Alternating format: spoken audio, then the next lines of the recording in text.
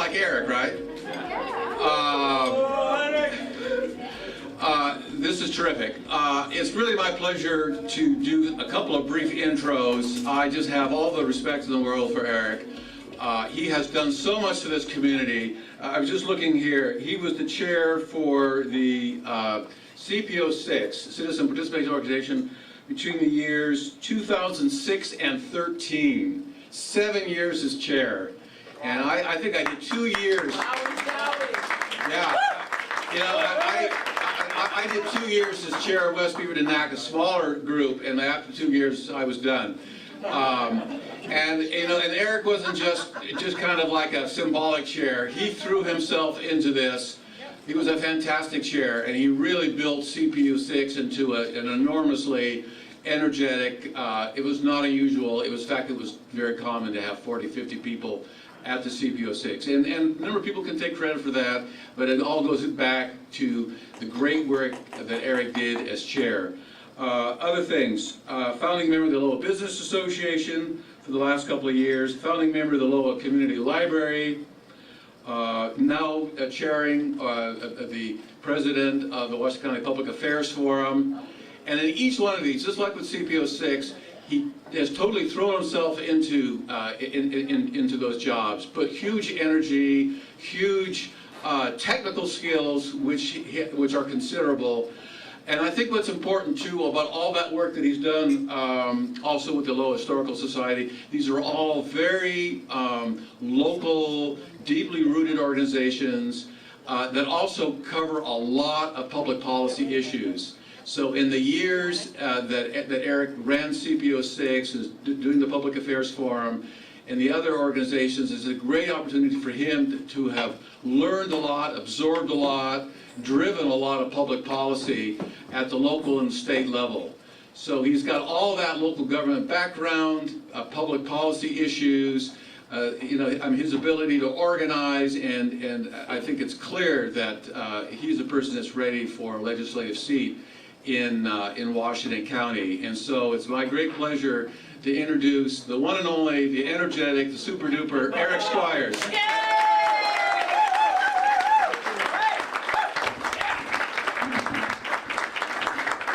Well, hey folks, thanks for being here. This turnout is better than I think anybody could have ever expected. There's a lot of people that need to be thanked in this room, and I think I want to start with Dick Scouten and his wife Karen.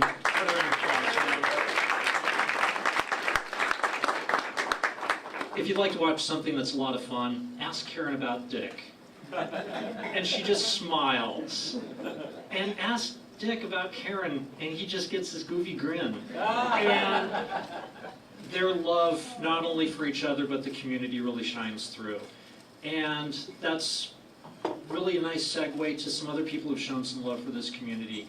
A couple of people I want to point out, Sandy Webb Robinson, thanks for running. Is there a lady named Wynn in the back who's run for this office?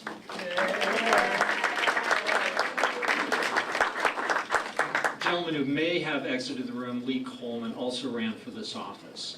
And that's what I'm doing here today. But it's going to start with a couple of additional thank yous. And supporting me in this race, not only is all of you, but the Washington County Democratic Party. They've raised funds, they've written checks, they've helped organize this event. And Susan Bender Phelps and Glenn Geller have stepped up, and I really appreciate that. Those people are just amazing. But what I'd like to do is just set the table for why I'm running. Earlier this year, there was a land use bill that you don't need to hear the number about. But what it did is put a Band-Aid on something that prevented people, citizens, from getting in touch with their government, and it ironed over a boo-boo. And that was the last straw on what I saw as a real problem in Washington County. That was my decision point in order to step up and run. Am I going to run on land use issues? No. We've got wonderful commissioners that are the land use police. But what I do see is a disconnect, and that even though I'm not in office, I've got people that work in the insurance industry or real estate industry that tell me that, you know, what's going on down there in Salem isn't working for them. I don't have all the solutions, but I've got energy, drive, and passion. And most importantly, I've got you. And I'd like to share just a really off-the-wall story that happened about a month ago. I'm working this campaign. I drove down to Salem. Excuse me, I drove down to Wilsonville. My opponent had a town hall. There were 7 people in the room. His wife, his toddler, his newborn, his legislative aide, a lobbyist, himself, and me.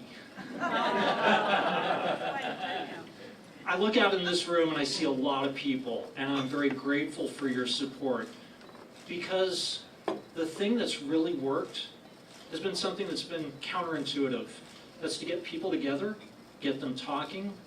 And one of the hardest things about leadership is stepping back and letting people solve the problems themselves.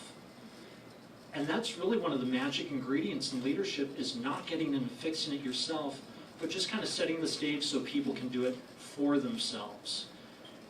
And that's a people-first mentality that I'd like your support to take to Salem. So as I march forward on this journey, I just have to thank each and every one of you, because what you've done is inspired me, and you all have helped build a community.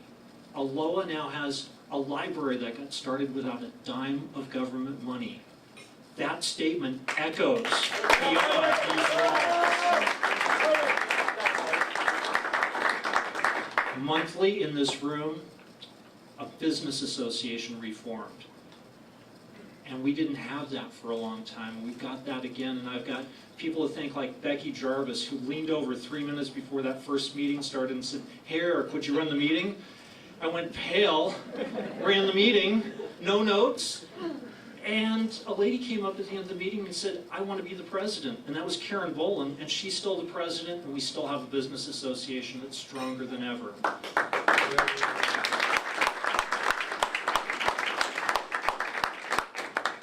What you're going to see in the very near future is something that's legitimized now. We have a historical society. And if you go to alohahistory.com, you can download a podcast of a very special person, and that's John Tyner. His amazing wife is Donna, is next to him. They're in the back. And, yay!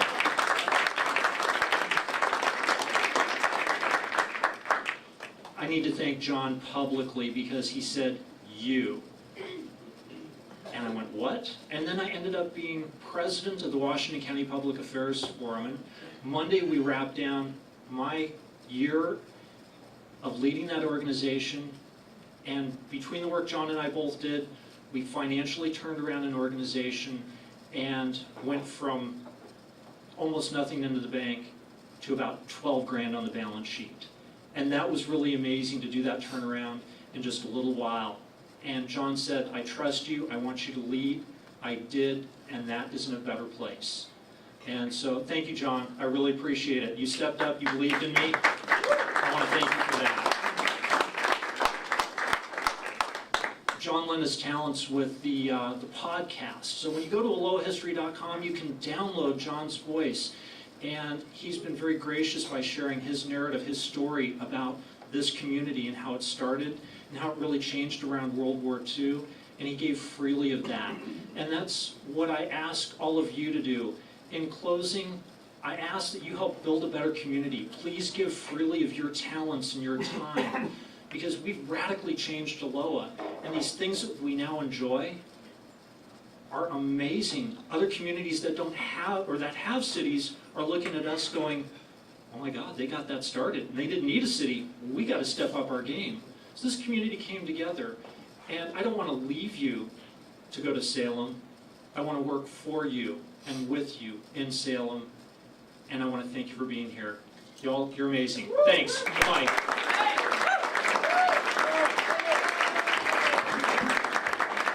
Okay, everybody knows the drill. This is why we're here.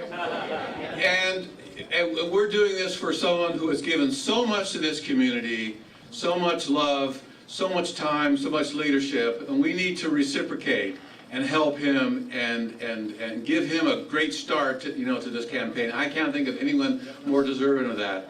And one of the things I always say is that us folks in the middle class, we have to think not only about voting and jury duty and service to the military and things like that we normally think of, but one of the things I think we need to do, I think more of us, is to think about we also need to give some money. Obviously, we can't give to every candidate, and we can't write the big checks.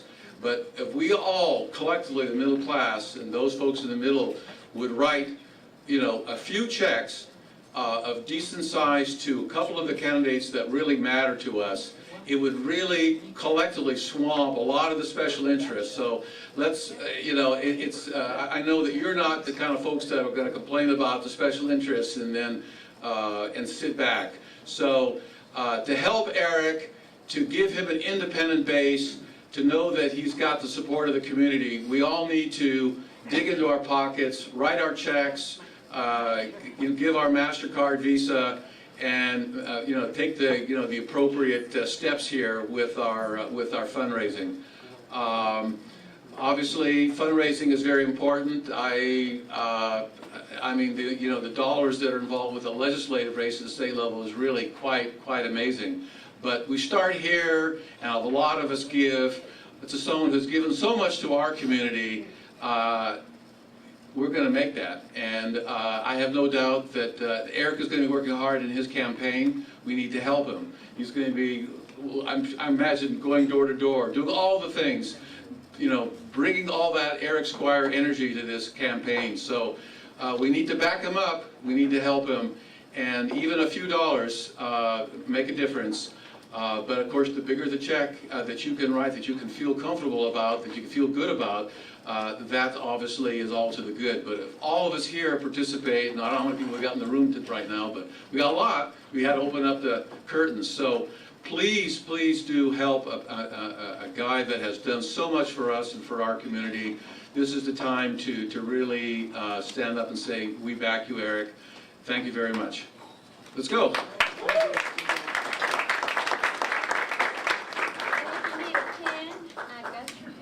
Hey folks, one last thing. I failed to recognize a couple people in the room.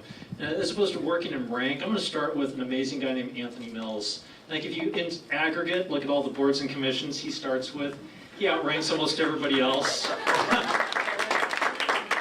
And Auditor John Hutzler, I worked with you. You want to stand up and take a round of applause? That guy works hard. Jeff Barker, you in the house? Excellent, thank you. Who else am I missing? Joe Gallegos. He's setting the example. He took back a seat. I need to follow that. And there's somebody else I'm missing. Donna Tyner, school board, Beaverton School Board.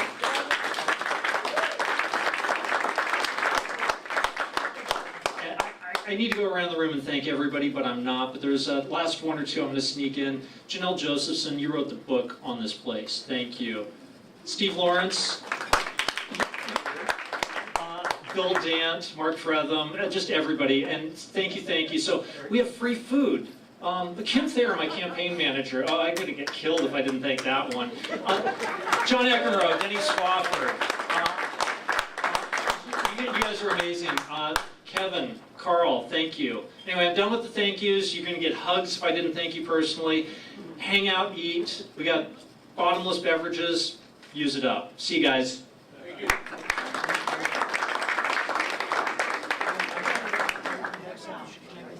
Nice meeting you both. Charles, see you in the future? Yes. Very passionate. How are you? I've noticed you.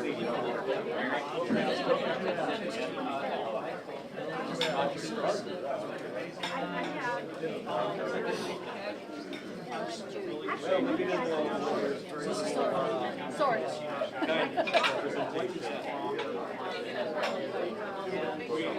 You hang out. Just what's your last name?